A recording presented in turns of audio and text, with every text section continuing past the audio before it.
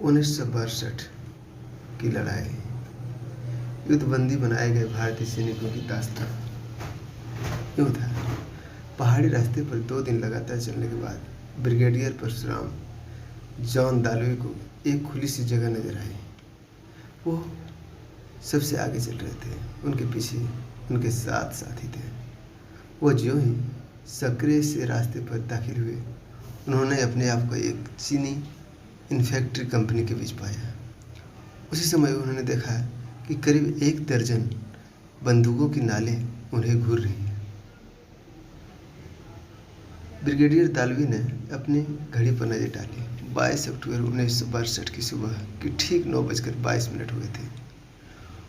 वो और उसके 7 साथी चीन की पीपुल्स लिबरेशन पार्टी के बंदी बन चुके थे, या वो चेहरे पर चेचक के दाग वाले एक कड़क चीनी कैप्टन के रहम पर थे।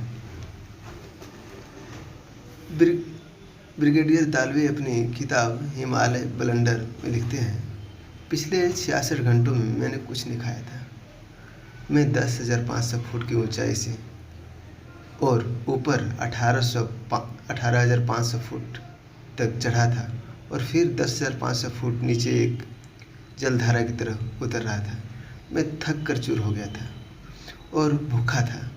मेरी दाढ़ी बढ़ी हुई थी।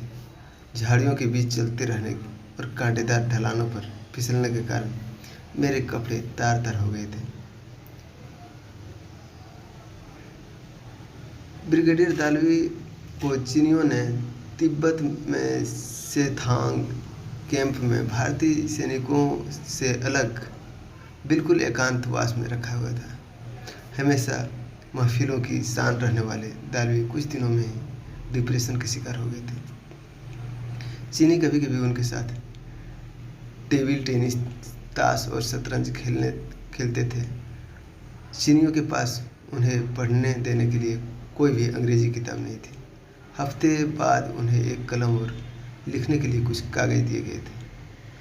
उनके बेटे माइकल दालवी बताते हैं, मेरे पापा उस कागजों पर उन किताबों के नाम लिखते थे जिन्हें वो पढ़ चुके थे। वो उन फिल्मों के नाम लिखते थे जिन्हें वो देख चुके हैं। वो उन सारे अभिनेताओं और अभिनेत्रियों के नाम लिखते थे जो उन्हें याद थे। हर हफ्ते चीनी कमिश्नर आकर उन कागजों को फाड़ देता था।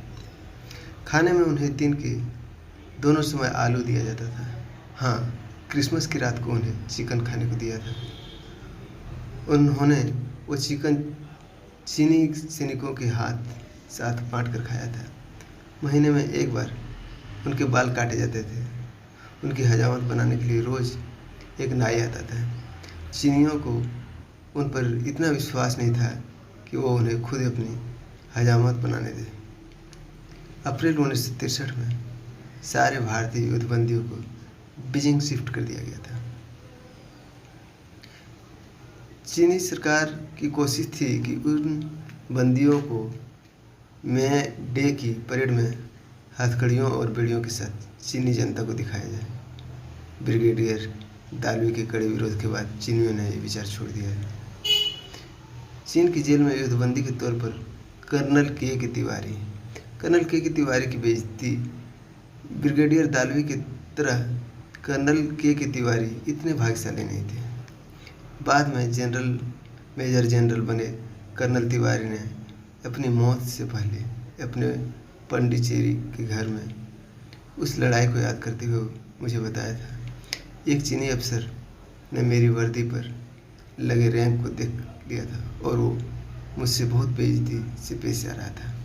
मेरे पास ही पड़े एक घायल गोरखा सैनिक ने मुझे पहचान कर कहा, साहब पानी।